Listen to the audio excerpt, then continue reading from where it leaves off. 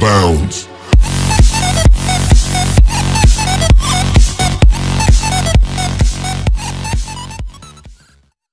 हिंदू धर्मर शास्त्र अनुसार सूर्यदेव कृपा दृष्टि मनुष्य को अपार धन मिलता है और मनुष्य सफल होता है। खाली एतिकी नुहे, सूर्यदेव को प्रसन्न करी मनुष्य कुंडलीर दोष भी दूर करा जाई पारे। पौराणिक कथा अनुसार भगवान रामचंद्र और महारथी कर्णक द्वारा सूर्य पूजा करिवार उल्लेख मिलता है। एथिपाई लोक माने प्रतिदिन भगवान सूर्य को जल अर्पण करिथांती।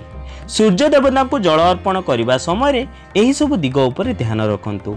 प्रथमतः सूर्य देवता को सबुबले तंबा लोटारे ही जल अर्पण करंतु। जल अर्पण करने समय दुई हाथ में लोटा को धरी रखिबा निहाती जरूरी। द्वितीय सबुबले पूर्व दिग को मुह करी सूर्यदेव को जल अर्पण करंतु।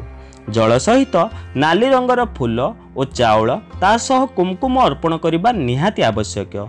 तृतीय पुण्य अर्जन करने सूर्यदेव को ब्रह्म मुहूर्त जल अर्पण करंतु।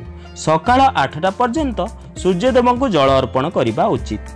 चतुर्थ सूर्यदेवता को जल अर्पण करने समय ओं आदित्याय नमः अथवा ओं भास्कराय नमः जप करने आवश्यक।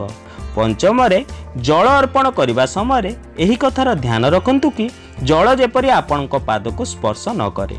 जदि वीडियोटी भल लगे ताहले कमेंट बॉक्स रे ओं सूर्याय नमः लिखंतु और वीडियोटी को लाइक और निज प्रियजनक सह शेयर करने को जम्मारे भी भूलंतु नहीं।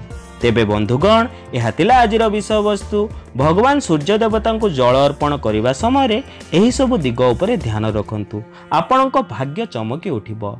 आशा करछि मोर ए वीडियोटी आपण माननकु भल लागिबो। मोर ए वीडियोटी जदि आपण माननकु भल लागे ताले तळे थिबा सब्सक्राइब बटन उपर क्लिक करी आम चैनल को सब्सक्राइब करि नियंतु एवं पाखर थिबा नोटिफिकेशन बेल उपर निहाती क्लिक करंतु।